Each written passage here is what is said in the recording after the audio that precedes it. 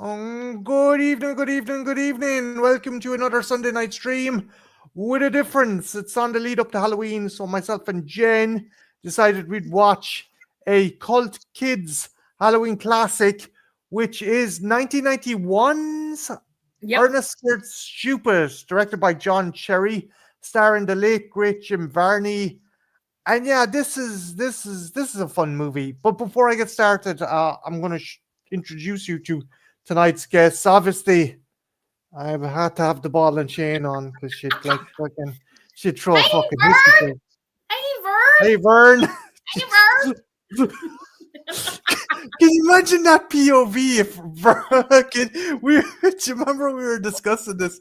If Ernest was a gynecologist and that POV. Hey Vern. Do you want me to spread my legs for you? No. I said it's a kid's film. It's a kid's film.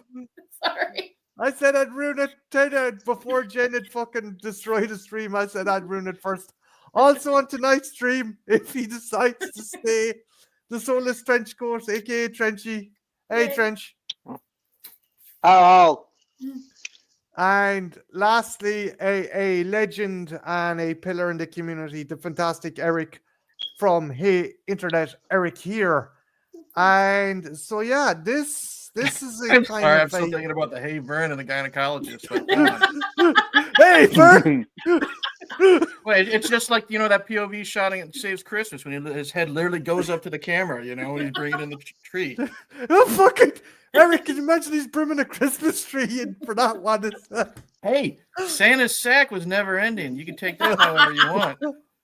Jesus. Basic Instinct was never like this.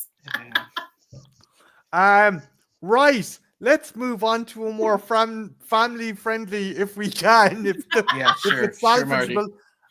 So yeah, 1991's Ernest Scared Stupid.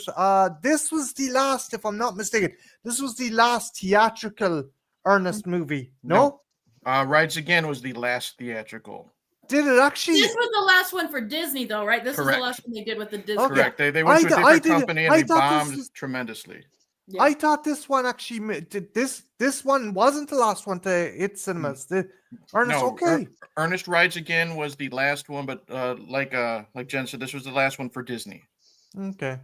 I'm wondering, would Rides Again have been maybe theatrical for the United States and not for the rest of the world? It's weird because the Rides Again I think went straight to video over in the UK and here in Ireland, so it's probably that thing. That's what confused me. But no, Jesus, cheers, Eric.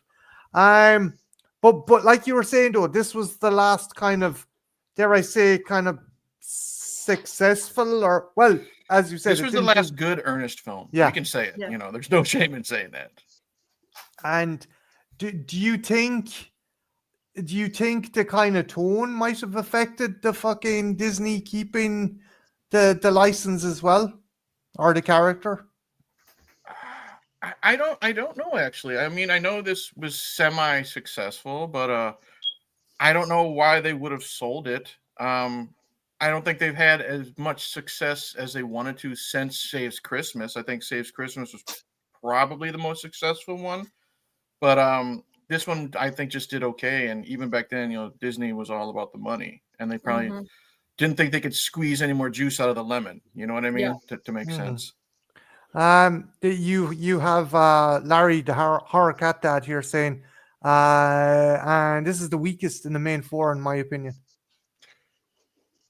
I'd put it over Goes to Jail myself, personally. But I love Goes to Jail. That's like one of my favorites. I fucking love it. I love it too. It might just be the horror aspect of it, the makeup effects of the trolls and stuff like that.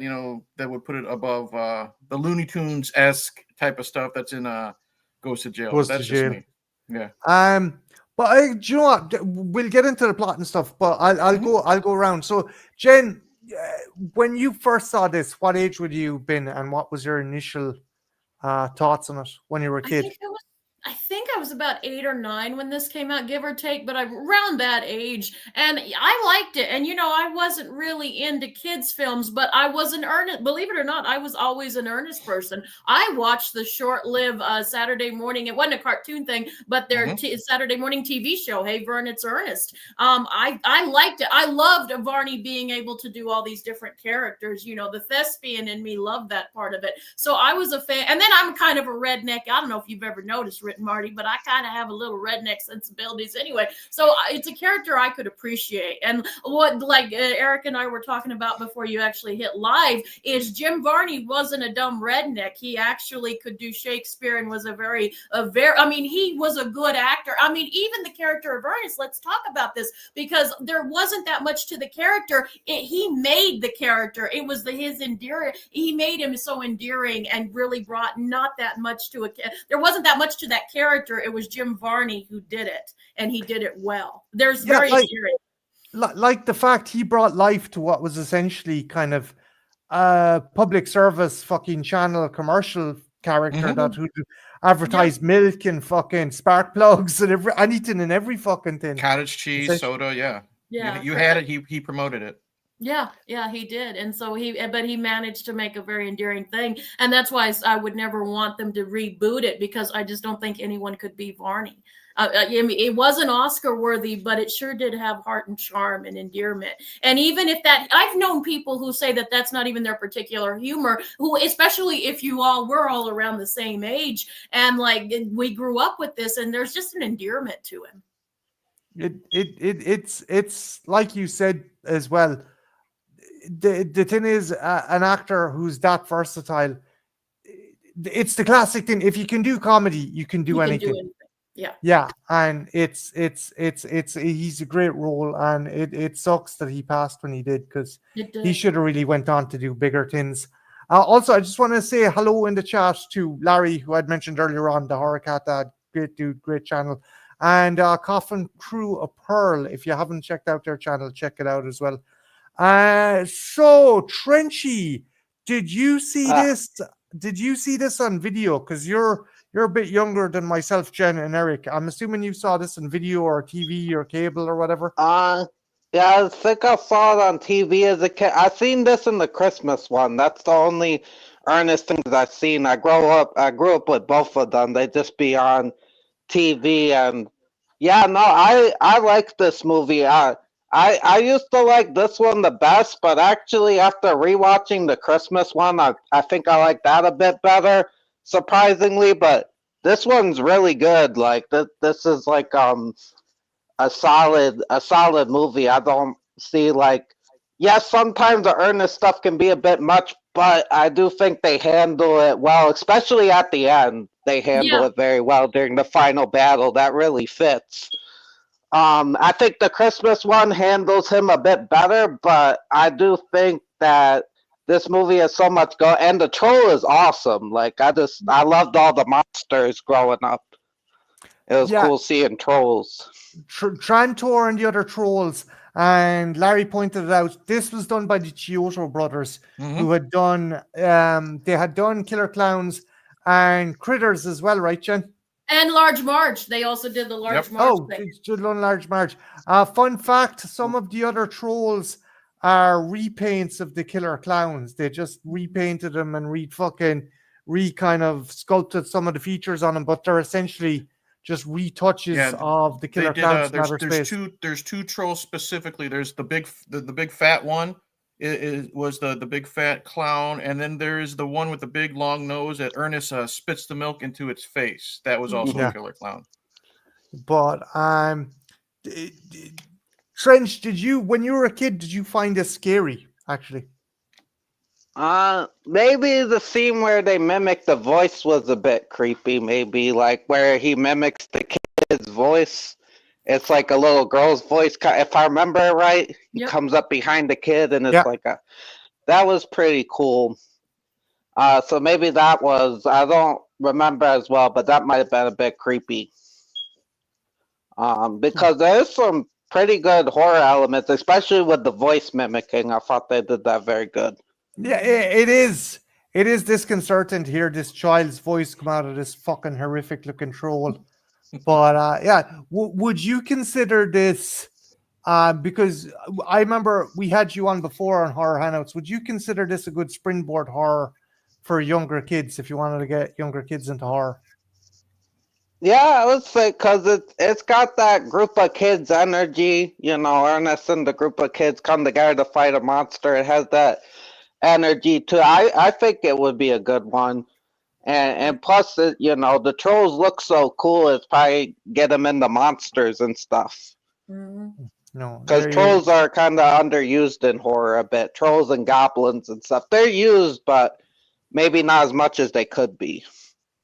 yeah, there was kind of a resurgence of giant troll movies, but maybe like certain fucking twist, like with all that fucking twisted Disney fucking Winnie the Pooh, Blood and Honey and stuff. Couldn't you actually do a fucking genuine kind of fairy tale horror? Like I know it kind of went under the radar, and it's definitely one I need to approach again at some stage. Hansel and Gretel, Witch Hunters. That's a great I liked that fucking one. Yeah. yeah, that one kicked arse, and like Trench, you're right, and I think I had said this to Eric as well. It would be cool to do something that was kind of more fairy tale based, and Hmm. this would be a good kind of leeway. Eric, what's your history with this movie? I was already an Ernest fan by the time it came out. If it's Ernest, I've seen it. Whether like Jen grew up watching the Saturday morning show, it's which still has its charm. You know what I Mhm. mean? Some of it is it's hard to watch, but some of it is still charming. Ernest doing his thing, Jim Barney doing his thing. But I was introduced to him. I think my parents recorded when we were kids. They had like Disney had like a Sunday night TV or Sunday night movie matinee type of thing. Mhm. And Ernest was one of the ones that Ernest Goes to Camp was one of the ones that my parents recorded. And I just fell in love with the character. He's kind of like a big, goofy, dorky big brother. You know what I mean? And that's what endeared him to me. And then, I eventually went to see Goes to Jail, Saves Christmas. And I was starting to get into horror about the time when Scared Stupid came out. I didn't see it in theaters. We rented it. I couldn't tell you how many times my dad was like, I don't want to fucking rent the Ernest Troll movie anymore. You know what I mean? But it was one of those probably weekly rentals for quite some time at the video store.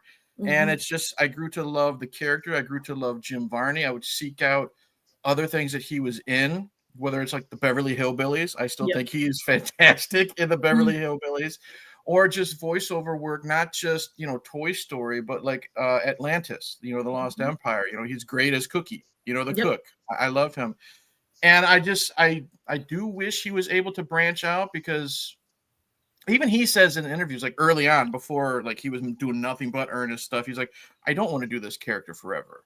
You know what I mean? He has the talent, and we've seen it in all of his movies. He gets very dramatic and Goes to Camp after he gets the shit beat out of him, and the kids think he's a loser. You know what I Mhm. mean? He sings that song and then walks away in the rain, type of thing. What I like about this movie is we get to see the rage from Ernest. You know what I mean? When have you ever seen Ernest pissed off? No, but when he's got the milk in his hand and he's about ready to throw it at the troll, he's egging him on. He's basically, it's PG rated movie, but Ernest, if Ernest could swear, he probably would be, at Mhm. that time. So it's great to see more emotion through this character than just the big doofus. But this also had a lot of the Saturday morning stuff, the Saturday morning feel to me, because he plays so many characters. You know what I Mhm. mean? Whether he's playing, whether he's playing, I mean, he always played the old lady, but whether he's playing the Spartacus character, you know what I mean, or the hairdresser, or the barbarian or whatever, and it just shows that he can do a lot with just so very little. Mhm. And it's great that when you watch this as an adult and you look at movies differently, you're wondering, when Kenny is talking to Ernest, in the garage, is Ernest really stopping and costume changing for Kenny? Or is like he doing all these voices and it's just coming out of Ernest, type of thing? There's so much to this character for all ages, and just makes you wonder in the Ernest first how this stuff happens, and it's just adding to the charm for me. Mhm. I would agree. I told Marty this. He reminds me of kind of a male version of a Tracy Ullman with all the different characters, and that's always kind of who he's I think Varney did it a little bit, but then Tracy Ullman's good too. But like Varney definitely has my heart. But there's some similarities between the two, kind of, if you think about it. As weird as that might sound. No, he was very talented. So was she. I'd agree. The cool thing is there's a documentary.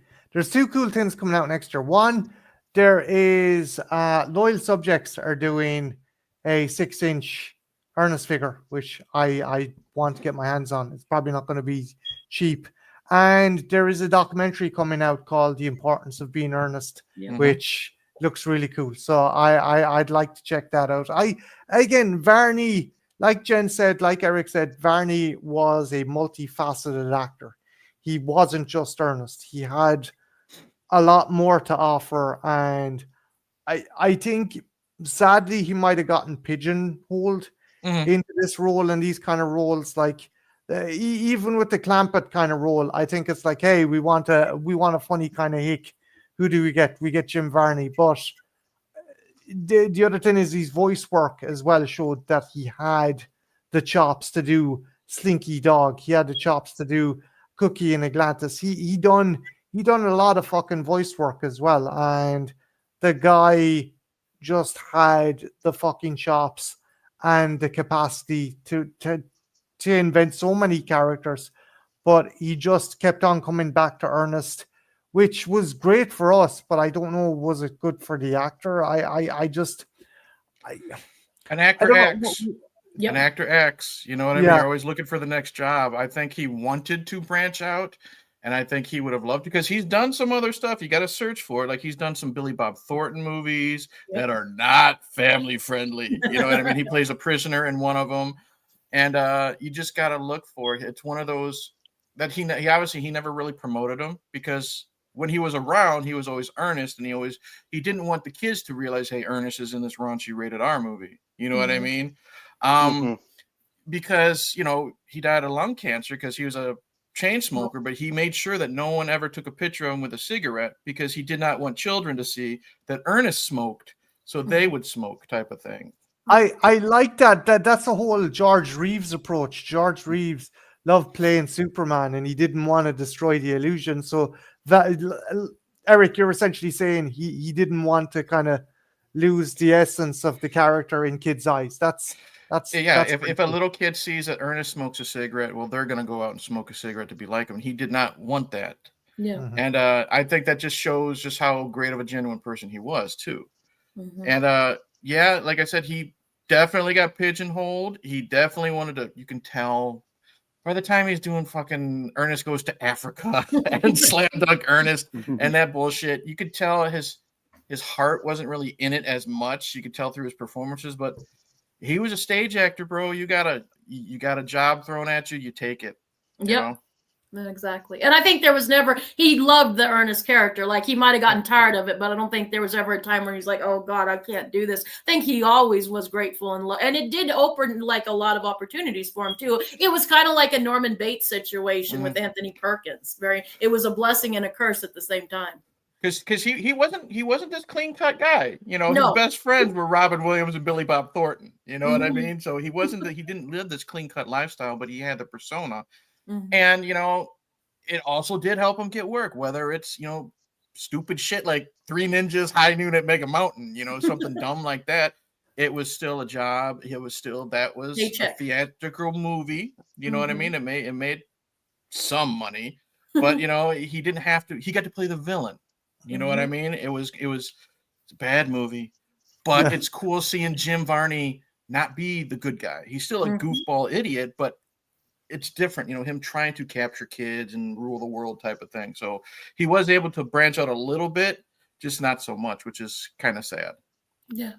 Eric, there's a guy over here in Ireland that's like writing a biography on JFK, and I don't think the guy writing the biography on JFK has as much passion on JFK as you do on Jim Varney. You got to write a fucking Jim Varney fucking Well, biography. I mean, I got Jim Varney meets Jason right there on the shirt. So trust me, if it's Ernest, I want to have it, type of thing. Nice. Come here. We've been circling the plot itself. So the plot is around a troll called Trantor, who's been capturing and sucking out the soul or the essence of children to bring back his kind.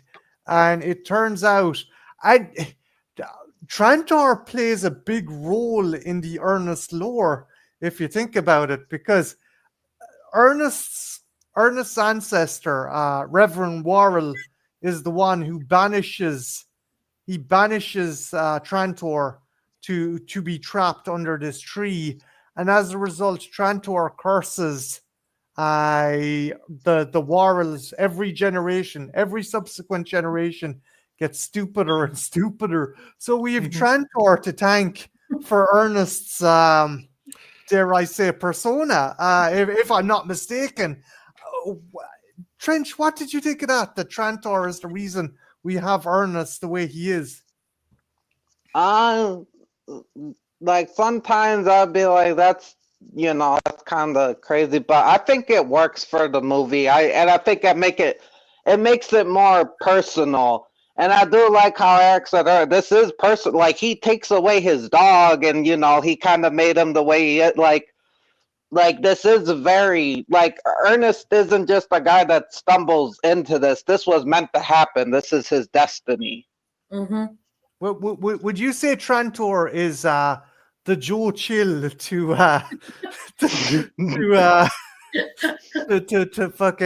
Ernest, to Ernest's Batman? Without I never Trantor, thought about it. Ernest. That is a good point. But yeah, it's interesting that the character's persona is basically, we're getting an origin for Ernest in this movie, or well, for his persona at least. And yeah, it's cool as well. We got Varney in a very serious role. There's no mugging, there's no gags or anything. He's given this. I love the makeup, the white hair and the mutton chops and stuff like that. He's going very fire and brimstone, and it's cool. So it's a cool way. Is it Burksville or Bryersville, or what's the name of the town again? Bryersville, because I think Burkittsville is Blair Witch. Yeah. So we fast forward 200 years, and it turns out the story is being told by one of the kids that Ernest is friends with, and like they're the girl at school, and she's just fucking recanting the story, and the teacher's like, yeah, it's an interesting story and it's part of history and stuff, and it's a cool introduction as well, because the teacher's looking out the window saying, oh yeah, you done a good job with that, and you just see fucking Ernest turning the corner in the dump truck with some poor bastard fucking dragged along to the back of it. It's a good way to kick off. Eric, what did you think of the way the movie started off? Do you think it was a good way to set things up and kind of hit the ground running? Well, I like how the different tone of it. It's the beginning is air quotes serious, and we've never really seen a lot of seriousness in a fucking Ernest movie, you know what I mean? We have, like you said, the fire and brimstone. He's the Jim Varney's the preacher of whatever generation of Worrell he is. He's speaking very elegant. You got the torches and pitchforks and this and that, and then you literally have when she's telling the story, the great introduction to Ernest, because when she's saying, the bloodline gets dumber, and then she the way she delivers it, dumber and dumber and dumber, and then right when she has the last dumber, it's like Ernest with like his finger like up his mouth, like trying to think how to make something work. So I think that's a perfect mixture of going from serious to the goofy Ernest stuff, and then like you said, a lot of Ernest bits are visual. You know what I mean? So you have to pay attention. Like you would miss the garbage truck in the background with the guy and stuff like that. I think it was a great way to show that this, it's going to have some horror elements to it, but it's still your typical Ernest movie. This is what you're getting into. And we didn't mention it. I love the opening credits. It's just Jim Varney running through a lot of public domain. public domain bullshit movies with like The Brain That Would Never Die and stuff like that. And Jim's just mugging for the camera. I guarantee you, John Cherry says, "Okay, Jim, we have a minute. Do your thing, and then just turn the camera on." You know what I mean? So it's just a lot of fun. Yeah. I should have mentioned that. Apologies, Eric's dead right. That the intro is fun. A lot of people. I remember the intro before I remember that kind of prequel, that prior event. I totally fucking didn't remember that there was a sequence involving Ernest's ancestor and them capturing the troll, but everyone remembers that scene. Jen, what, like, you kind of were able to point out some of the stuff that was public domain and what wasn't public domain. Do you think that works? Do you think that sets up the movie kind of perfectly? Yeah, I think it's one of the most endearing, especially if you're a horror fan. And you got to remember, little Jen was a big horror fan. And like when I saw this opening, it just brought I remember I got a big old smile on my face. And yeah, it had your public domain movies, but it also has Nosferatu and Little Shop of Horrors. You got to be sharp-eyed, but you can find a little bits of that too. So for me, it was like, oh man, these are my movies. I know this. And so I appreciated what they do. For a horror fan, that was something really cool. And it kind of blew my mind. But it also kept the spirit of Ernest, because again, he was mugging. It was a beautiful pairing of the classic horror cinema and what Ernest is, and it did the horror lovers and the comedic lovers. It was a great blending of the two, and that's one of my favorite parts of the movie, because again, got to remember, little Jen was a horror lover, and I'm like, oh, I know these movies, yay!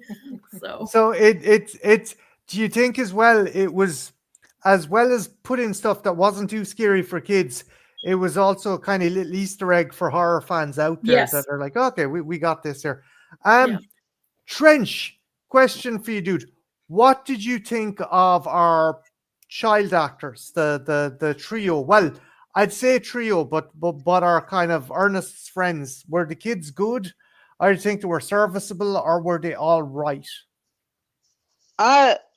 I like them. I don't like them as much as the one in the Christmas one, but they're fine. And I like how they got the thing going on with the bullies and stuff like that. And if I remember right, the bullies actually come around, right? They help them in the end. So I thought that was cool. I always like seeing that. So I like movies with groups of kids, and they were pretty good. I did like their dynamic with Ernest, and I thought they worked. I thought they were pretty good. Like, I thought they were solid. Like, Ernest would be dead if it wasn't for those children. I mean, that opening sequence where he gets trapped in his own fucking garbage truck and is nearly crushed.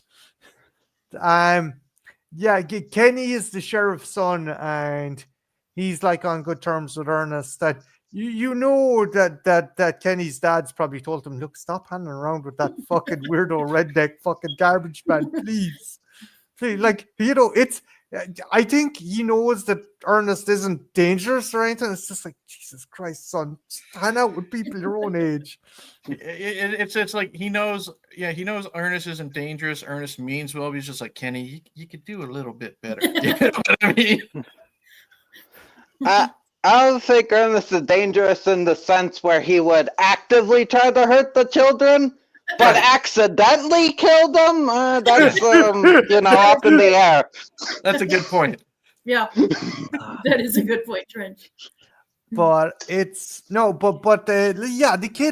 the kids are serviceable. But the real kind of king of this movie is Varney. That said, there is also hello to Creepy McGee and Doc Kaiju just popped into the chat there.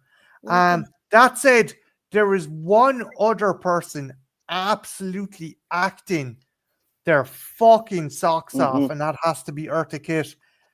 Eric, how in the name of Jesus did they get Eartha Kitt for this?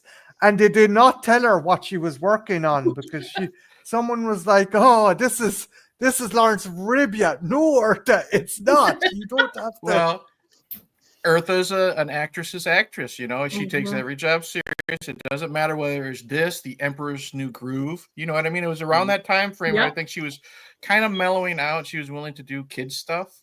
But God, as much as I love Varney, God bless him, Eartha is the reason why I watched this movie. She's my favorite character, and she also kind of holds a special place in my heart. You know, you guys talked about like gateway horror films for little kids. You know, I introduced this to my daughter 2 or 3 years ago, and now it's one of those, like, if it's not Garfield's Halloween Adventure, she wants to watch Ernest around Halloween or the Monster Squad. And I'll always remember the first time, she's 13 now. Let's just say she was maybe, 8 or 9 when she was, or maybe a little younger, when she first watched this with me. We're sitting on the couch, and she's never seen an Ernest movie before. This was the first one I introduced her to, but she knew it had to deal with a troll because she saw the beginning in this. But it's the scene where we're introduced to Eartha Kitt as Old Lady Hackmore, and it's right when she busts out of the door getting ready to kill Ernest. My daughter looks at me. She says, "Papa, is that the troll?" You know what I mean? Because just the way she I love it because she's got the dark brown hair and the goggles, and she's dressed like a bag lady. You know what I mean? But she rocks it. She is so much fun, and you have to have a straight man to a goofy person.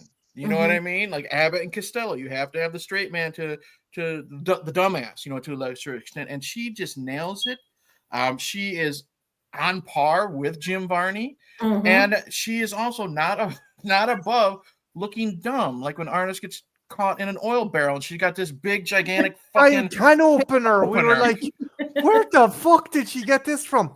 Also, hello just to Eartha's the type of actor. She's like, all right, fuck it, I can make it work. We're rolling this. Yeah. Also, hello to Mayanne and Acres of Movies that dropped in. Yeah, she is not doing this by half measure. No, she's committed to this. Jen, like, what was your thoughts on Eartha Kitt in this movie? Well, like I said, a little Jen knew her stuff even back then. And so I knew who Eartha Kitt was. And to me, what tickled me, and again, just because I've always been interested in acting, and I thought that she was always known for her beauty. I mean, she is the ultimate, Catwoman, right? And stuff. So the thing that I loved about this is that she was sexy, and but she completely changed, like Eric was saying, completely different thing. And she, like you said, committed to the role. But for me, what the delight is, it's watching both Jim Varney and Eartha Kitt together. Like they are having so much fun. And you can see Varney, there's a twinkle in his eye. And I think he's loving getting to play with her and, just getting to toss lines back and forth. And to me, that's always what it is. I love it when they have scenes together because they're both pros. They're doing it in very different ways, but they're both pros and they're making each other look good. But I loved Eartha Kitt, and I liked how she took it so seriously. And she wasn't being sexy or the femme fatale. She was being a completely different character. And that's what acting is. And she was an older woman at this time. And again, it's very empowering because especially at that time, you got to remember after 25, honey, you might as well kill yourself and send yourself to an old age home and stuff. So it's always empowering to see these beautiful women who after, she's still beautiful, but they kind of did her up, but she could do more than just her beauty. And that's what was very inspiring to me with Eartha Kitt. Just that, and she's a hell of an actress. I like the fact that she can, she's not above doing some actresses would be like, ew, Ernest, but no, she's not just doing it for a paycheck or a half-ass thing. She's doing it because she's enjoying it. It's acting, people. It's acting.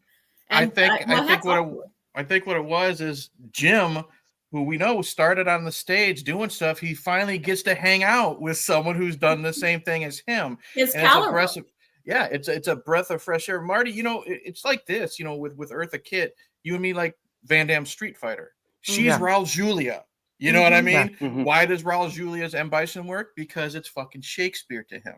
Yes. It's Shakespeare to Eartha Kitt. And she knows what she's in, and she just takes the football and runs with it. I just like some of her line delivery. She lives in this old dilapidated house, trash everywhere, and Ernest shows up. I'm here to collect the garbage that you have all over the lawn. Got no garbage here. You know what I mean? Just like this is my stuff. She's waving an acetylene torch around. Yeah. What do you mean? Fucking Ernest is like, whoa, Jesus. And then she burns his face off, because she points it right to the camera type of stuff. She's not like Jen says, she's not above I don't want to say making herself look foolish, but remember, she was also doing the fucking Batman show in the 60s. Yeah. I love that show, but it's pretty fucking stupid. You know what I mean? In a good way. It's campy, but you know what I mean when I say that? She's not above. She's probably like, hey, I was Catwoman. I can be the old creepy lady of the neighborhood, but there's also that drama mixed in with her ancestors. You know, when she's talking to the wooden dolls and she's putting them in her bag and she's saying, tonight's the night, you know, we're going to make things right type of thing. And the way when she sees her ancestors from the 1800s or whatever, when they come out with all the other children, the way she kind of breaks down and hugs and kisses them, it's a different, you know, old lady Hackmore. You know what I mean? She's not the mean, angry, you know, I want to kill you, get off my lawn type of old lady Hackmore. She's back to her younger self. And I think that can be overlooked being in an Ernest movie. Yeah, there's heart to this movie. There's a lot of heart. The other thing I liked, and again, it's a kid's entryway horror, but her character was the kind of sage-worthy elder in this horror. She was the Quint. She was the Farmer Taggart. She was the person you went to find out about the monster.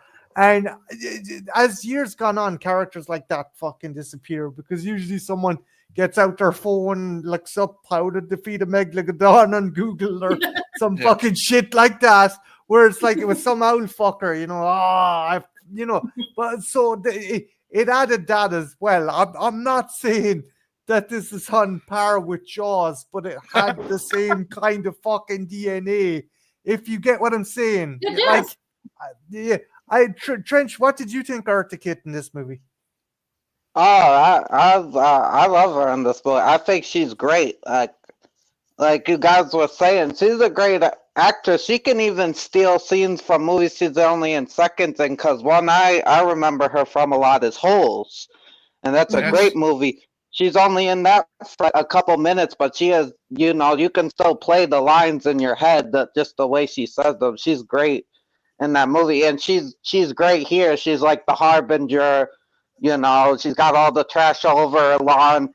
And she you know, she's kind of like, she realizes what she's working with Ernest, and she's a little upset with him. But there are times where she calms down and she gives him confidence. You know, she shows empathy because she realizes, yes, you know, this guy might be a little clumsy and stuff, but he's our only hope, you know. He means well. He's probably the only thing that can save us. The heart of a child. Yeah. The thing, like, she's so badass. The trolls are kicking the shit out of the adults in town. One of them comes over and starts screaming at her, and she's like, "Fuck this!" and just screams right back, and it fucks off. It's like, what the fuck is this? It's fun. That leads on, like when Trenchy was saying that she gave Ernest confidence. One of my favorite moments is where Ernest gives himself this monologue to build himself up. I need to be ready. I need to be tactical. I need to have a plan. I'm going to do this. And we just hard cut to Ernest running down the street like a maniac with the megaphone. And like, that is comedy fucking gold. Yeah. I love that scene. It's something so simple, but it's so much fun because you believe Ernest doesn't know what he's doing. What can I do to get the word out? I'm just going to get a megaphone and yell "troll alert!" Everybody lock your doors. Trolls are out, type of thing.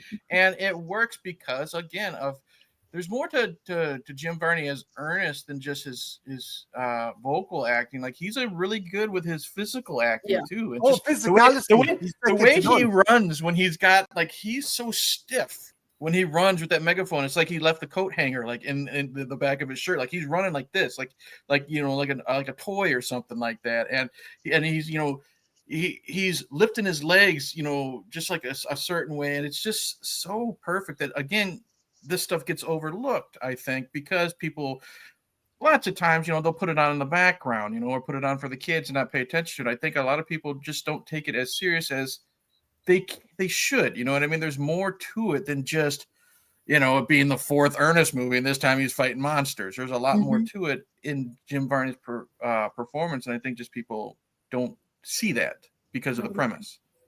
Yeah, I would agree. It's as well, the people's reaction. Yeah, they're initially surprised, but you just know he's pulled this shit before, and they're like, "Oh, fuck's sake. Well, it is Tuesday at 7. You know, we're about due for Ernest doing something stupid. It's about Eric, had you any funny particular moment that just fucking, no matter how many times you see this, it fucking your sides are split, or you just can't fucking. It's definitely during the troll attack. I just love some of the visuals, like, you know, because everybody in town is trying to stop the trolls, but they're in their Halloween costumes. So you have one visual gag of someone dressed like a clown, and his oversized shoes are being nailed, you know, by the trolls to the tree. I do love when Ernest is going through his multiple personalities, and I just love the hairdresser. I love when it's stupid as shit, but I love when she sprays the hairspray, and hairspray will fix anything. And do you smell fish? Just this little weird, stupid shit that you could overlook. That's a lot of fun, but it's the visual gags I always go to. The clown upside down getting his shoes nailed to the tree. And how these clowns are vicious. They got I don't know I think it's the father of the bullies. They got him like hog tied, and they're gonna crush him with this big fucking rock, which you don't expect. That's murder in an Ernest movie. You know what I mean? So there are a lot more adult tone things in this, mixed in all the goofy shit, you know, and like, you know, the kid. I'm a sucker for, you know, the kids in the treehouse when they're flinging the nasty pizza and shit at the bullies, and it just looks so fucking gross. You know what I mean? But it's so much fun. Like, you know, as a kid that was picked on when I was little, I wish I could have done that. You know what I mean? Just get revenge in just a stupid way. You know what I mean? It's good seeing the kids. They're able to make this stuff, equipment. I've always a sucker for montages. You know, I love when they all get on their bikes and they're going through the grocery store, and, you know, one kid's got a basket, you know, on his bike, and he just puts his hand behind all the milk and knocking it all in. Yeah, just little stuff like that I always go to are my favorite scenes.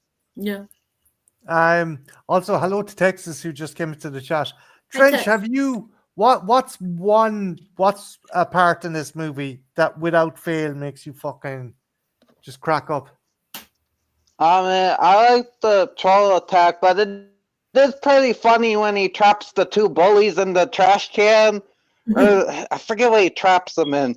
But then he's like, yeah, there's trolls, and he's so confident in himself. He caught trolls, and and it's like the mayor's kids or something, and they're like, what? He's like, what the fuck?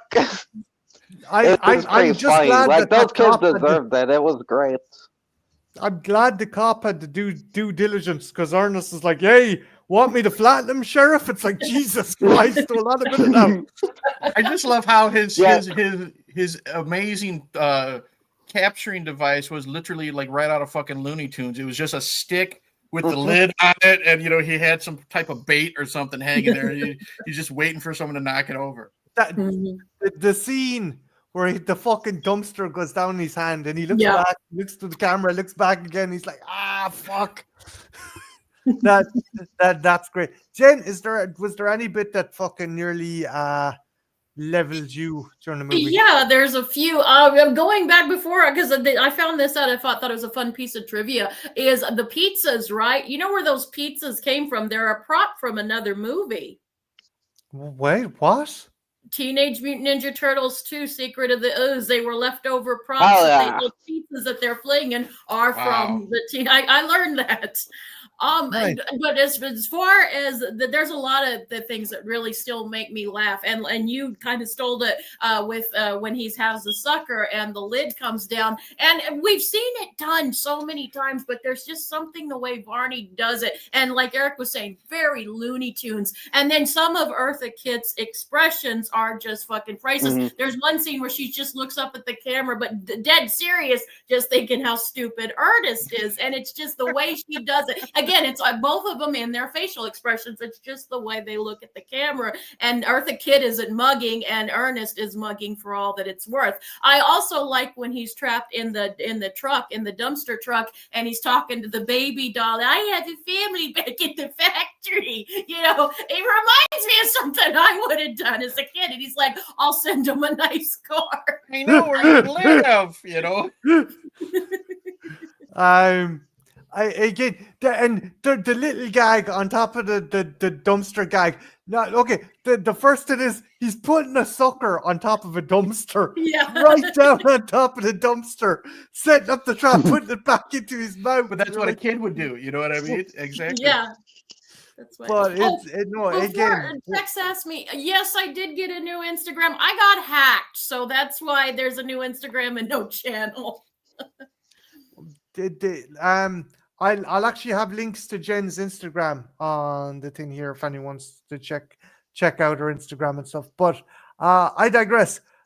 So the evil troll Trantor is reincarnated because Eartha Kitt stupidly tells Ernest what the fucking magic words are, and Ernest, being fucking Ernest, says them, and the troll comes back. And yeah, so this was the Chiodo brothers, and this thing, smaller kids, this would have been nightmare fuel for smaller kids.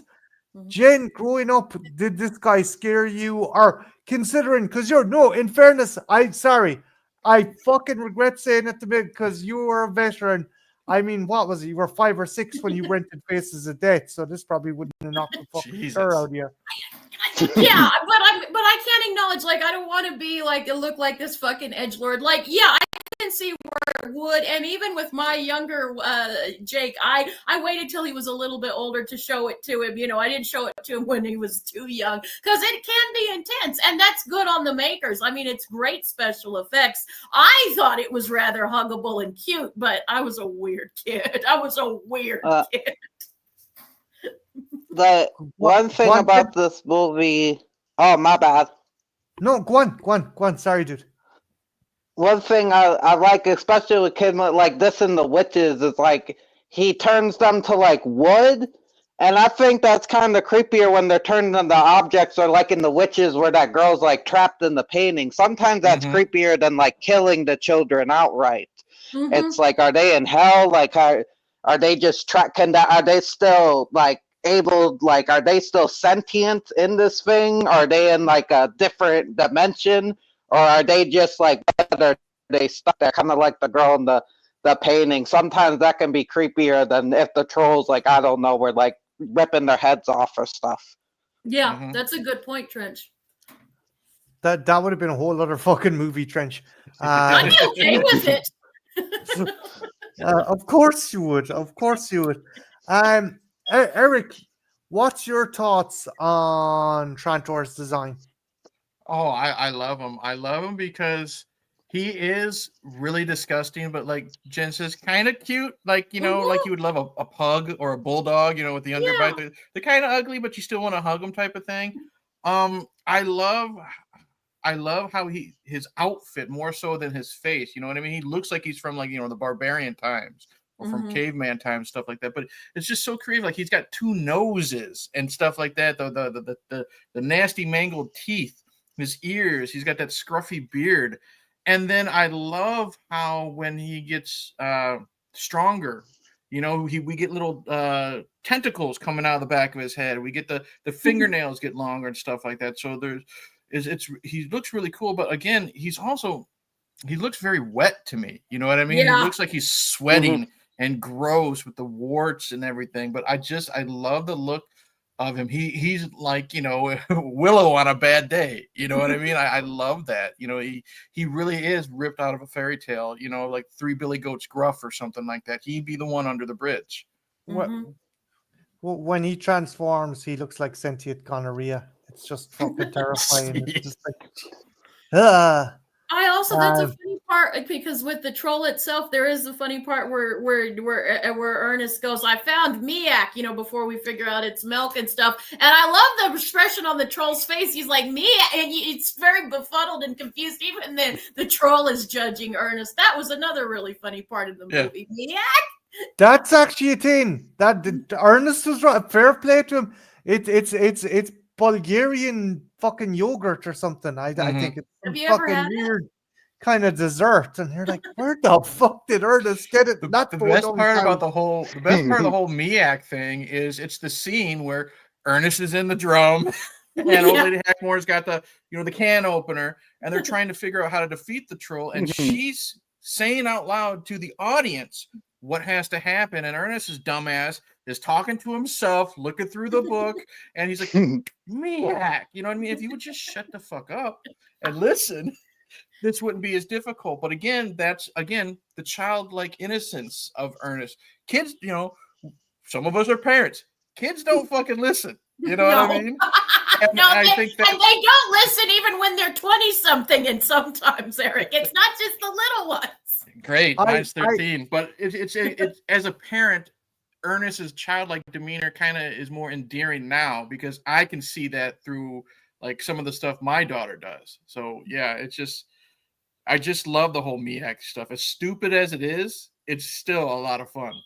Yeah. They just kept on going with the gag, but Creepy says you didn't think I'd find it this because it's a seasonal. Yeah. It's a Christmas type of fucking yogurt. But yeah, again, reinforcing on what you and Jen were saying, Eric.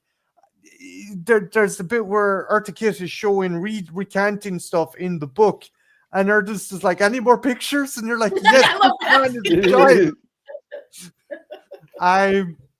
But yeah, it was fun. It was fun. Trantor's kind of modus operandi, and I think an intense part for kids would have been either the scene with the kid looking into the fucking pipe on the motorway with his friend, or where that kid turns over and she sees Trantor in the bed next to her. I think they would have fucking made kids jump out of their fucking Another one that kind of would have been scary for kids was when the first kid is taken, when he's lost in the woods and he falls in the puddle and he reaches up and he thinks he's got, I don't know if it's either Kenny or if it's the girl's voice, but he looks Ernest. up and it's Ernest. Oh, it's voice. Ernest. Okay. Yeah. And it's just the way it looks, like he's stuck in the mud. He can't get out. And then just his scream is really good. This kid does a really good job screaming. And then we get to see him change into the dolls, these wooden dolls, and they look creepy themselves too. And I like how when Trenchy brought up, like, are they awake the whole time or are they, asleep? That's something I never thought of too. It sure has freaked out my younger siblings. Creepy McGee says it did. And Tex says it's too bad he wasn't in any of the Evil Dead movies. Can you imagine Jim Varney Ash? That would have been fucking brilliant. Ernest is like the younger cousin of Ash or something like that. Just imagine something like that, And you know what? As much as we love Bruce Campbell, I think Jim Varney would hold his own. If not, I think, outshine Bruce, in my opinion. Mm-hmm. Do you want fucking Jim Varney, Ted Raimi, Bruce Campbell as the Three Stooges? That's what they were essentially anyway. Yeah, that would be great. Modern version. You would have totally fit into Army of Darkness, Creepy said. So Ernest susses out that Milk. Finally susses out it's Milk. And they go to town in the Trolls. The kids go to town in the Trolls and they take them out. And then Eartha Kitt. One issue I do have, Eartha Kitt comes to the revelation about only Jason Callan, only kind of unrequited love can defeat it, because a mother and a child have a dust up outside the fucking hand. I don't know, that kind of just force fed.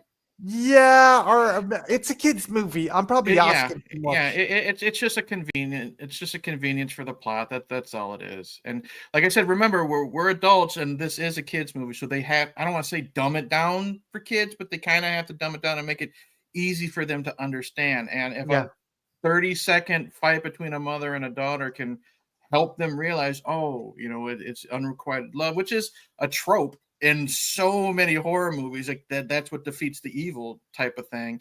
I think it's okay for what it is. When I was a kid and saw that, I thought, man, that's never how when me and my mom are fighting. That's never how it is. There's usually shit thrown at each other. Basically, yeah. I was like, wow, what are these people? Did Ernest rip off fucking, I don't know, fucking Nightmare on Elm Street Part 2? With the end of the unrequited love. Well, it makes sense. If Ernest has borrowed, killer clown masks, and now apparently Ninja Turtle pizza.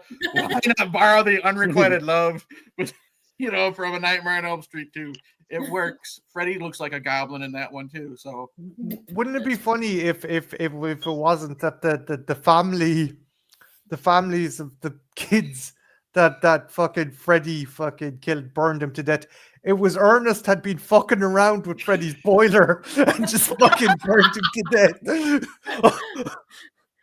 Hey, Vern, I killed the man. It was okay. He was a child molester. Sorry. Oh, fuck. Hey, not all heroes wear capes. They wear denim fucking jackets. Oh, fuck. But yeah. Other favorite parts. Had you any kind of? What do you think? I was just talking about scary parts, Jen. Do you think there was any scary part in this that still kind of works today, or do you think this is solely for kids, or do you think there's any bit that because you watched? I know you are a fucking absolute scholar when it comes to horror. Do you think something was there? Dare I say it? Was there anything lifted from Hitchcock or De Palma, or am I really fucking? Just psychology was, the scene with the little girl and she's afraid that there's something under the bed. We've all, every kid has thought something was under the bed, and that was actually pretty good. And it didn't scare me. And again, I don't want to sound like a fucking edgelord, but I was just a fucking weird kid, people. But I could understand that most kids, that would be terrifying. You do think late at night, you do think there's something under the bed, or you do get creeped out. Hell, when I watched the Poughkeepsie tapes after I got up to get a drink, I'm like, do I have a gun? Do I need a gun? Hold on a minute now. Well, we're not comparing the Poughkeepsie tapes. I'm just saying, I got unnerved there. And, after I got up, I was like, is there some dude hiding in my house that's going to kill and rape me and make me a sex slave and make me have to kill other people? I got a little uncomfortable with that, Marty. Okay. After all that, for you who just joined us, we are talking about Ernest Scared Stupid. Yeah, the Ernest tapes. Eric, he has to put it in context where Jen will understand and relate. The Earnest tapes, yeah. Jeez, imagine that. I'd watch. Hey, Vern, I buried that bitch alive. I buried that bitch alive, Vern. What? Sorry. Eric, you being a horror fan and a cinema fan, did you see any nuances or anything taken from kind of mainstream horror that kind of, off the top of my head, no. I mean, it's more so like taken from fairy tales. Everyone, it's got that creepy tree that we've heard, so many stories about, curses, this and that. The monster that lives in the swamp, type of thing. That's the only thing I thought of. I never thought of. I definitely didn't think of the Poughkeepsie tape. For fuck's sake. But honestly, I didn't get any references to other stories or horror movies other than maybe those type of fairy tales or urban legends or something like that. I definitely got a kind of, now again, clasping at straws, and I'm going back to fucking Spielberg again and Friday the 13th. The POV shots at Trantor following the kids, definitely Jason Voorhees or the shark or something. Maybe again, I suppose every fucking movie and its second cousin. Right. I mean, you could also say, Evil Dead did that too. Everybody's inspired by something. You know what I mean? No one, and we'll go back all the way back to the beginning of cinema. No one's original. You've always been inspired by something to put it in your work. It doesn't mean it's stealing, but you know what I mean? Everybody gets inspired. Yeah. I saw this from a movie 20 years ago. Boom, I'm going to put it in type of thing. So, and there are the tropes, the POV shot is kind of a trope in horror movies, even if it's something like a kid's film like this. It'd be funny if someone interviewed John Cherry. What inspired you to make Ernest Scared Stupid? Peeping Tom. What? Oh, that'd be awesome, though. Unfortunately, he's dead. Also, we might have got a completely different movie because the Disney particularly was pushing for a haunted house. They wanted to do something where he inherited a haunted house from a relative and stuff. And it was actually the director who said, we've done that. That's been done to death. And he actually, the treehouse, he thought that there was, when he was a kid, there was a treehouse that he thought what troll really lived in. So it is sort of inspired by kind of, like you said, the urban legends and stuff and fairy tales. Peeping Tom, hey Vern, what you doing in there? Yeah. Oh, hey, you're a pretty girl. I never saw that birthmark before, Trench, what about you? Do you think there's any kind of horror cinema verite taken from mainstream horror and put into this for a younger audience? Nothing directly taken. Just like you guys said and Eric said, it's like there's certain tropes that just go with everything. There's certain horror tropes that almost every horror movie is gonna do. At least a certain type of horror movie. So you're gonna see similar things, but like I said, storytelling hasn't been original since the beginning of time. Everything is, like even the earlier movies have been based on books. Like other people are like, nothing is original, and it's like there are, there's stuff that's more original than others, but and you should always strive to do like original ideas, but those ideas are gonna take from something, like everything. There's only so much storytelling you can give, but there might be some like horror, the monster on the bed and POV, but again, the special item, the MacGuffin item, and the chosen one having to learn who he is, and kind of messing it's that all up. But classic tropes of storytelling. Yeah, but it works because it's done in a way where it is original in its own way. Yeah. So I got one final question for you guys, and again, we had done a stream about gateway horror. Does this hold up for this generation's kind of 10 to 12-year-olds, or maybe 8 to 11-year-olds? Jen, what do you think? Do you think kids these days, it'd work for them, or would you just have to be specific who you'd show, or you think it's just too dated for the TikTok and fucking generation who are like to have the attention span of a fucking gnat, Well, back in my day, Marty, we made good children's films. Okay, so I don't hate this generation or younger generations, that came after ours, but you listen to them sometimes and stuff, and you just kind of, you have to smile, and sometimes you think, Jesus fucking Christ, kids, you're lucky you didn't grow up when we did. But I think it depends on the kid. I think the majority probably they wouldn't appreciate it, but I think there are some kids, like I know Jake loved it. I showed Jake when he was a lot younger, and he loved it, and Eric said his daughter did. I think if you raise them right, and this is going to make me sound so fucking old. I don't, like you said, it's been raised by the TikTok generation. I think if you take time and spend with your kids, they'll have the wherewithal to know things. Like my kid knows who Earth the Kid is, but do you think most kids, these age would? I don't think so. Am I being a complete and utter tool here? No. About half and half, no more normal. No more than exactly. But I think with special kids, yes, they'll get into it if they're a little weird, if they're a little different. But I think most kids probably they'd be like, this sucks. This is this isn't politically correct humor. That just gets on my nerves. Some of these kids are a little too goddamn sensitive, if you want to ask me. Microaggressions, and I'm like, oh, for fuck's sake. I just lost all your young viewers, Marty. They're wasting food. Why are they firing food? They could be giving it to starving kids. Jesus fucking Christ. It's fucking it's garbage pizza. I feel like I'm an asshole, and I probably am. But no, you're not. You're not. No. Look. Look. It is good that we live in an age of enlightenment. But sometimes they are more enlightened than we were, I guess. Yeah, so you just have to realize, hey, this is for fun. This isn't fucking Lawrence of Arabia. It's most certainly not Schindler's fucking List. Sit down, shut up, drink your juice box, and just watch the fucking movie, okay? Sorry, Eric.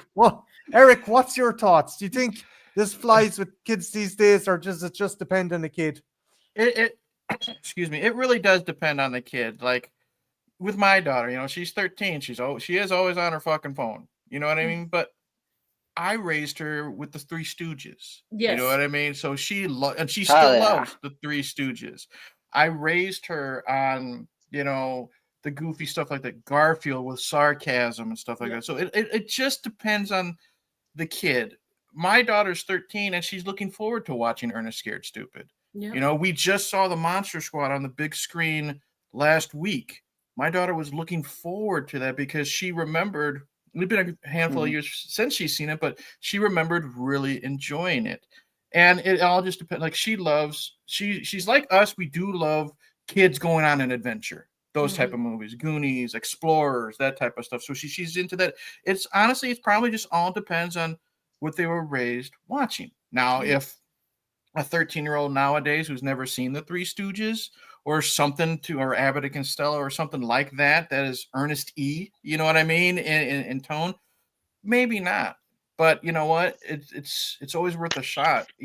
She loves the mixture of the humor. She's starting to like her spooky stuff. Like we're watching The Addams Family from the 60s now, and she's looking forward to watching those things. So it all just honestly depends on the kid. And she's learning like certain things shouldn't be said now, like Monster Squad, they drop the F word, that we won't say, and it's not the word fuck, but she understands back then, or the R word, you know what I mean? She understands back then it was a different time. It's not acceptable now. But the movie shouldn't, like, just because they say the F and the R word in the Monster Squad, we don't need to burn the prints and stuff like that and ban it. But you could still have fun with movies that toe that line. You know what I mean? Poor Richard Pryor. No one would be watching his movies in 2025. Exactly. You know what I mean? It's a different time. It's a different era. But it again, I'm rambling, but it just does depend on the kid, their interests. If they have God bless my daughter, she does have the attention span of a gnat sometimes, but that is the generation.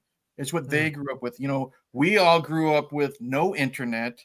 We had to rewind our movies. We had to wait a year for them to come out on video and stuff like that. Yep. So it just all depends on the kid. To be honest, if it's nice to say that I have a 13-year-old in 2025, and Jen, I don't know how old Jake is, but you got 16. His age. Okay, in 2025, and they look forward to this stuff. They will sit down and watch it. And if I told my daughter today, I said, I'm doing this stream. I said, do you want to watch Ernest today? Ernest Scared Stupid. She says, not today, but as it gets closer to Halloween, I want to. So it's something she looks forward to. She looks forward to just Ernest in general. We're going to watch it for Christmas time. Saves Christmas. And she loves Goes to Camp. I think she said her favorite was Goes to Jail. So there you go, Jen. But it all just depends on the kid and what they've grown up seeing. It is. And Jake and I have a movie night every Saturday night. We watch, and I show him both newer movies, but then I show him movies that I grew up on and stuff. And it's interesting. And my kid, luckily, he does have a good attention span. So that's one thing. And we discuss movies, and but I try not to steer the car. I want him to kind of get his own movie and things. But and Sparky the same way. Both of my kids were pretty good at getting a little deeper with films, which I'm proud of. I did something right. It's cool as parents as well that you kind of do you think the key is to kind of just nudging your kids to going, hey, just keep an open mind with cinema and stuff, and open the door and nudge them through a little bit. It's up to them if they want to walk all the way through. Like my daughter, she doesn't want to watch a Friday the 13th movie. I've asked her, I said, are you interested in maybe watching A Nightmare on Elm Street or Halloween? No, she doesn't care. But I think, because there's that fun factor. I always go back to the fun. There's a fun factor in Ernest Scared Stupid. She might want to see Killer Clowns from Outer Space because it's goofy and stupid. You know what I mean? That's the gateway. That's why she loves Monster Squad. It's a kid adventure. mixed with some drama, with the whole Frankenstein's monster and Phoebe stuff. That still breaks my heart. If you don't get your heart broken during that scene, you're a fucking asshole. I'll say that right now. You know what I mean? But there's some drama that I think as she gets older in Ernest Scared Stupid that she could appreciate. The whole stuff with Rimshot being turned into the doll. What am I supposed to call him? Splinter? That's a funny line, but the way he delivers it. And I mentioned it earlier when he's holding that milk, he's about ready to kick the fucking shit out of Trantor. You know what I mean? And that's drama that we've never seen or don't expect in an Ernest film. And I think that can open up a generation to kids to maybe look for more Jim Varney stuff. Or as they get older, wow, this goofy guy, he's done drama. I want to go see that Billy Bob Thornton movie with him that my dad won't let me watch type of thing. So, you know what I mean? Ethel's just dropped in. She says, who wants a wooden dog? Trench, what do you think? Do you think this movie holds half a chance in the age of TikTok and fucking NASA attention span fucking kids? And I don't know what the fuck, Bluey or whatever the fuck kids watch nowadays. I don't fucking know. It is hard to say. I do think there is stuff that people could still appreciate in this movie because, even as an adult, yes, some of the humor might not as work for me as a kid, but I still like the movie. I think the troll stuff is great and stuff like that. And I do think that there's stuff to appreciate. Now, will it be appreciated? I don't know, but I do think there are people that, there's still kids that will probably like it and stuff. And I've seen some newer kids horror movies because I do like them.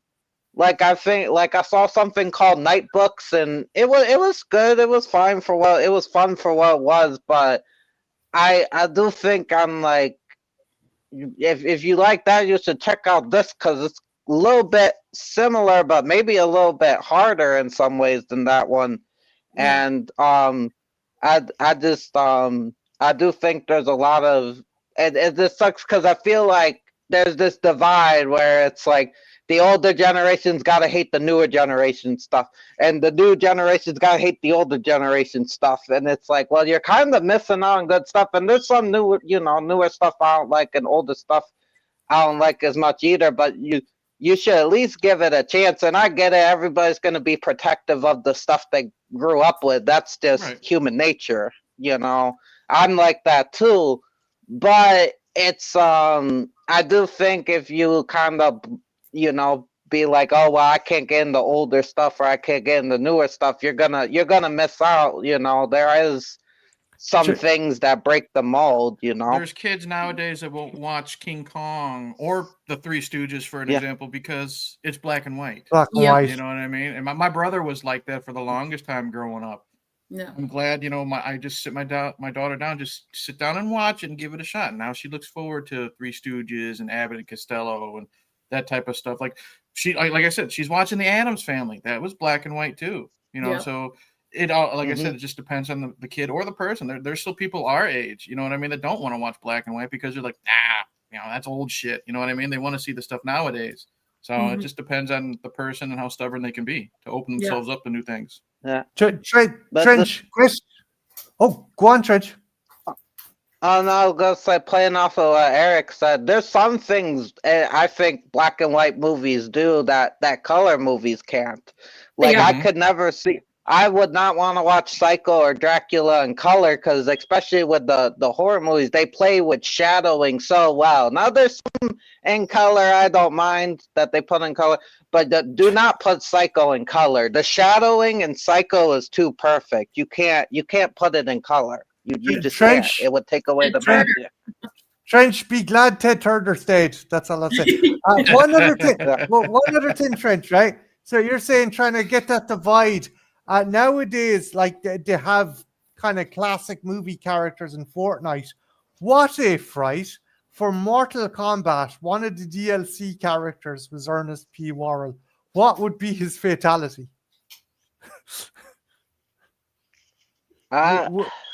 Would he have the You guys will telekinetic probably know powers that. from Something Ernest? with Vern, right?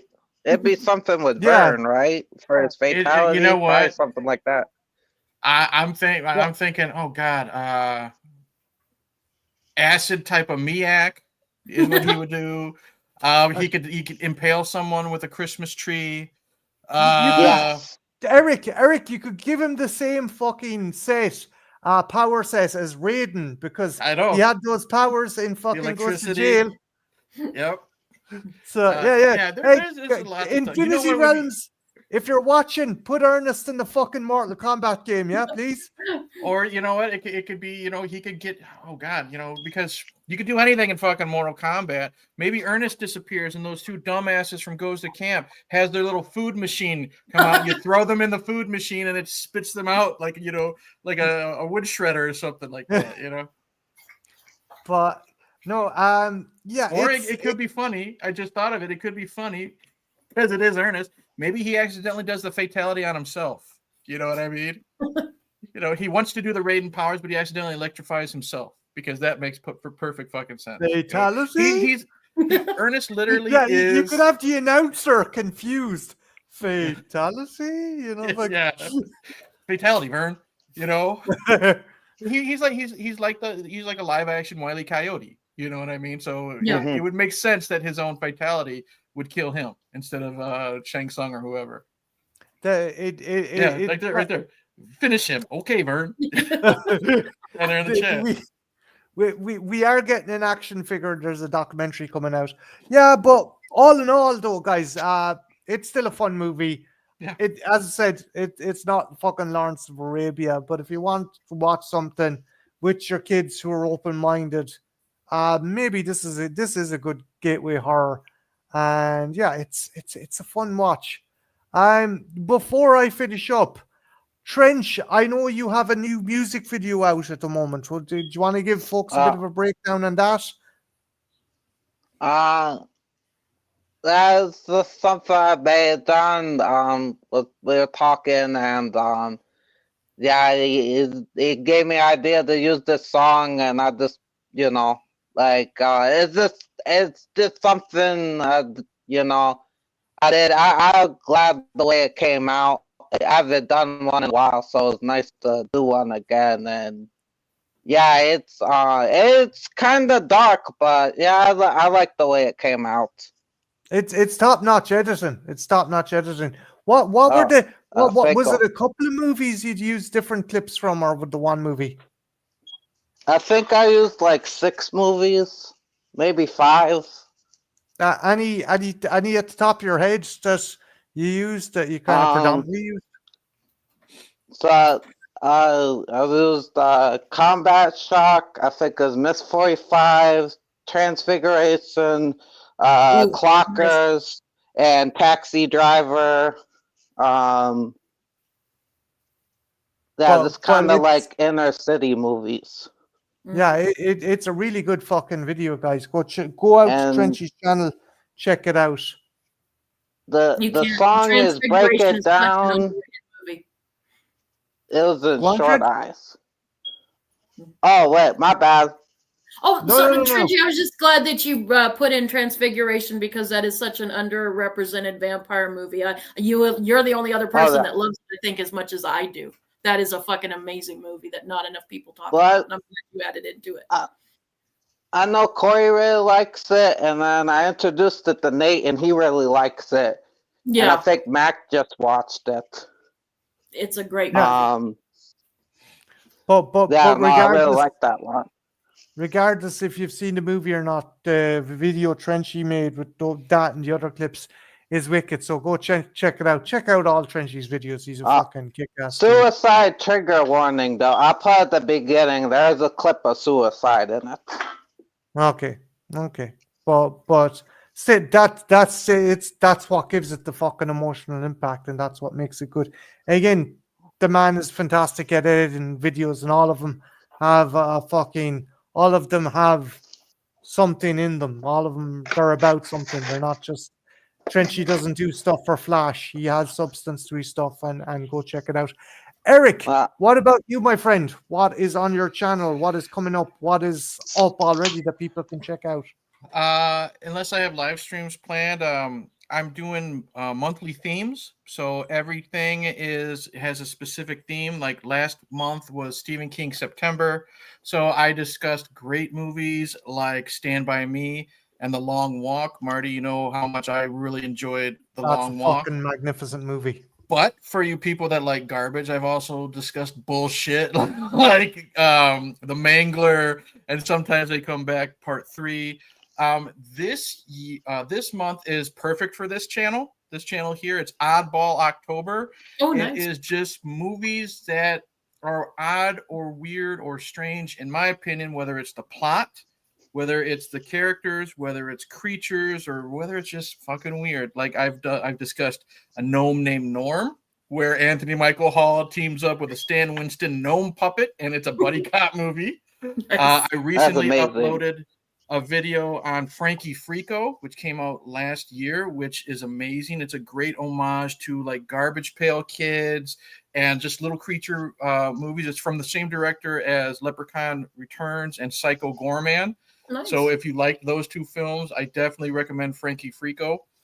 And I'm also planning on doing the Basket Case sequels because, you know, freaks. Yeah. Rat Boy. If you've ever heard of Rat Boy, God bless you. That means I'm not the only one. And then because I've never seen them, I'm gonna attempt to discuss Videodrome by David Cronenberg because that just looks fucking weird, and you can't have a weird and odd month without David Lynch. So I'm gonna maybe do Eraserhead. But Nice. other than that, that's what I got planned. Very cool. Again, guys, check out Eric's channel. He not only does he do good reviews, he does fucking awesome interviews with people, and he does wicked live streams as well. So be sure to stop by to his channel. My fair lady, you are still in the process of getting stuff up and running. So These people are so sick of this narrative, but like for anybody who I got fucking hacked, and I don't want to be one of those people that got hacked every 5 fucking minutes, but that's what happened.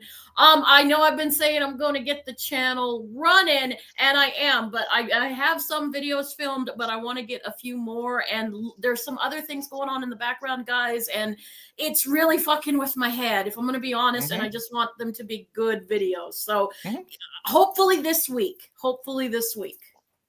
She will be back when she's ready to come back, and she'll be back bigger and better than ever. So, like Marty's penis. Jesus fucking Christ! See this? God damn it! Well, I'm sure everyone's penis is awesome, but I kind of have a preference to Marty. Well, it's like our private conversations that never stay private when Jen's around, Marty. You know, when I kind of invited myself onto this stream, you're like, well, as long as you don't mind Jen talking about my genitals for 20 minutes. I'm like, brother, you know, I could probably draw your genitals blindfolded as long as I've known you since you guys have been together. Fuck. Yeah. Halloween, everybody. I buy Roundaway. There's a subscriber who came to me and they're like, "Hey, I'm a big horror fan. Oh, I heard about your channel. You're the guy with the dick." And I'm like, "What are you talking about?" And apparently she's seen one of your reviews, and I'm like, "What the fuck?" And this woman's from Scandinavia, Jen. Scandinavia. Your dick is worldwide, Marty. Be proud of it. Well, no, his dick's just inside me. I don't want the rest of the world. I don't want his dick into the world, just in me here. Well, we all want a little bit of Marty and his great pumpkin, okay? The way you keep on going on about it, my fucking dick is going to be in the Macy's Day fucking parade at this fucking stage. Fingers crossed. It's November's next month, brother. It can happen. Happy Thanksgiving. I feel like my legs could be crotchless, or like crotchless panties, You see where I'm going with this, right? Like remember, this is a family legs show. and your penis. I really miss drinking. Anyway, my own thing. I got come back, darling? Jesus fucking Christ. My own channel. God bless her. God missed you, wants Jen. Eric. God wants nothing to do with me, her, or any of our fucking streams. Let's get that fucking straight. So So I got a couple of figure reviews coming up. I'm gonna try and get some more horror reviews. I might do another one or two Irish PSA reviews because my last one done fucking That one was fucked, dude. With that Yeah. dog. Jesus. that and that's one of our tamer ones. I got to do one of the road accident ones. They're mini fucking horror movies. Yeah, but with that, Oh, I guys, think just I've wanna- seen those. which one? I think is that the one where he's driving the car and the kids are at a picnic and then Oh yeah, and the car just flips over the wall and rolls over him. Yeah, I've Yeah, seen that yeah. one. Yeah, again, Trench, that's tame. That's tame in comparison. There's another. Wow. Fuck it. Anyway, doesn't matter. I might do another PSA one if you guys have the stomach first. Yeah. With that, I'm going to end it here. But I just want to thank my gorgeous girlfriend, as always, the fantastic soulless trench coat, and the ever legendary Eric. And yeah, also big thanks to everyone in the chat. To Ben Grimm, Creepy McGee, Mayanne, Ethel from 13 Originals was in. We had Tex in here as well. We had Coffin Crew. We had Larry from Larry, the horror cat dad. Sorry, my brain is fucking on autopilot thanks to Jen's fucking penis Quit comment. thinking about your own penis, Marty. I fucking had someone has to. That's my If I job. think about it, maybe she won't. Acres of Movies and anyone else who stopped in. Thanks a million, guys. You fucking kick arse. And yeah, hopefully we will be back again for another stream fairly soon. So with that, good night. Take care and arrivederci. Jesus Marty, Christ Venus. almighty. Shlán a fucking Walya. Good night.